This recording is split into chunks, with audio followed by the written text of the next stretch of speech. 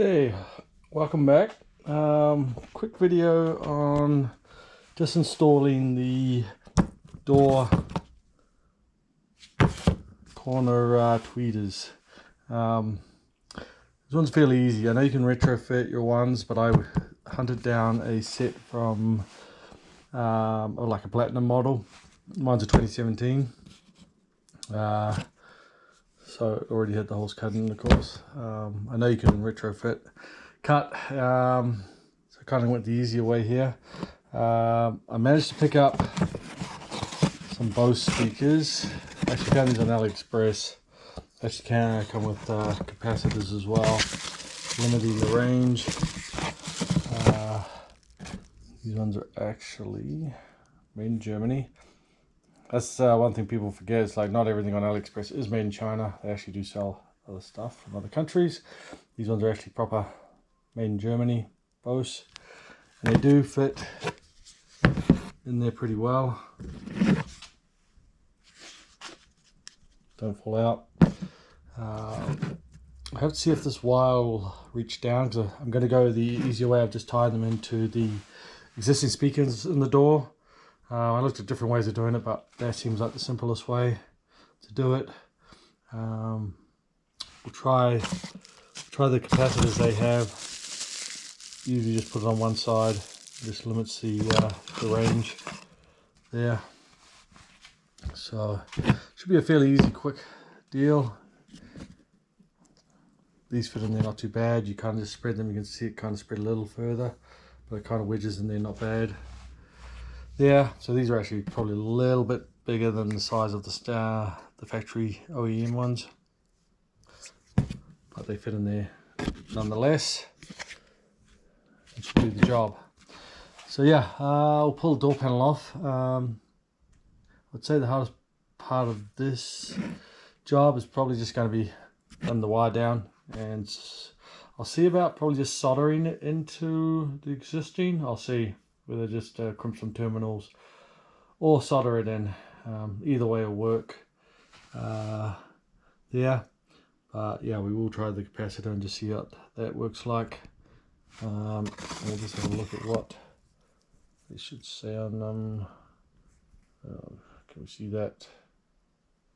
Probably blurry. There. But we try that and see what they sound like with those in as well. There. Yeah, get into it. Okay, quick, if you're wanting to take it off, there's a screw down here, and then you just got to pop this panel off. It just has tabs in it. It's behind the handle there. You just got to lift the handle out, and it's got a screw in there. You take those two out and it should pop off. There is the latch connection in here, I think, going across, so you just got to watch that. You just got to pop that off the back. And then depending on what you have, there will be the wire connections, which are just connectors you can detach and get it off.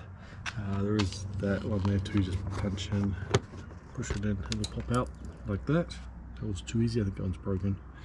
But yeah, so we'll get that off.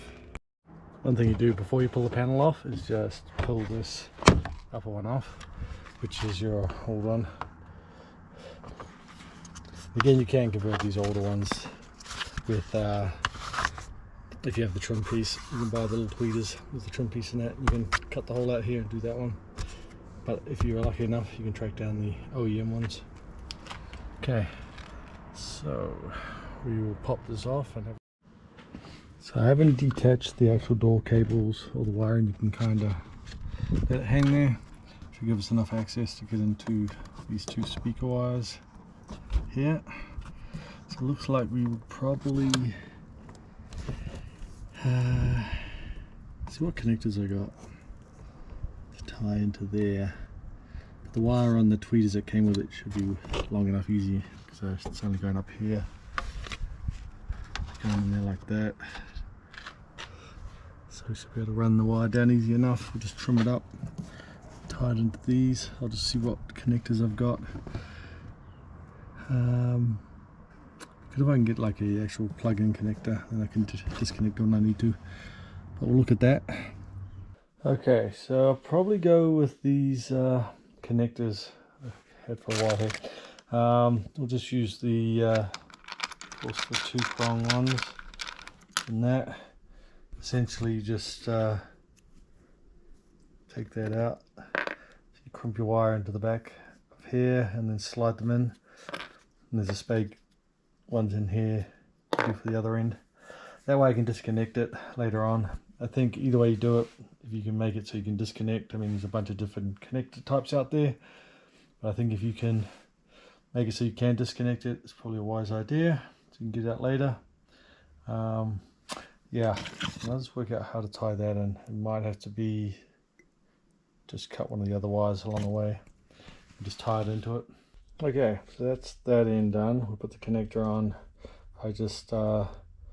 I do solder the wires to the actual connectors that go in here, make a nice tight fit. Then I ran the capacitor straight into one side, just taped it together to keep it more secure, the excess wire and stuff, and that, so that should be good. Now we just got to put this one on the other speaker side, and we'll be able to plug it in. Fairly simple process than that. Whether your speakers come pre-wired like that or not, it's the same idea of connecting and that. So yeah, we'll get this one on and then we'll plug it all together.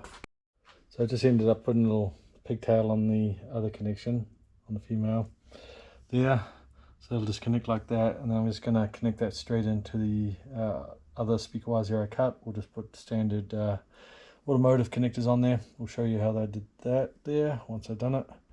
But yeah, just make it a little easier, give me a bit of wiggle room. Oh yeah, that's what I was meaning about using just the standard automotive connector.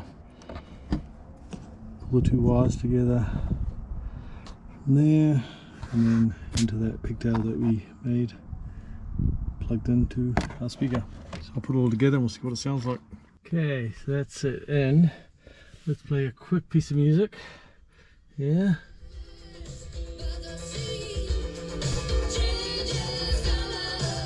Let's turn the bass right down.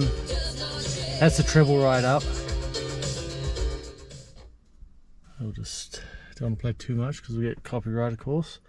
I'll just turn the bass back up there. I'll turn everything else just half and half. I'll leave the treble right up, but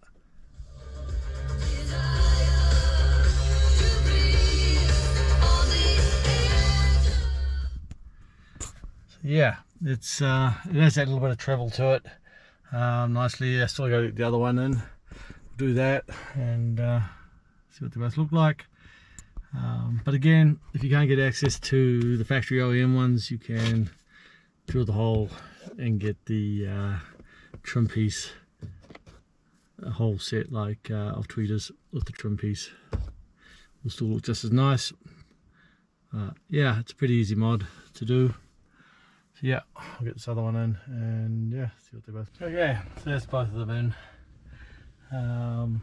I did test them with them both in, and they sound pretty good. Yeah, I just did like I was turning the treble right up in the mid and the bass right down on this there, just to make sure they're working and so on.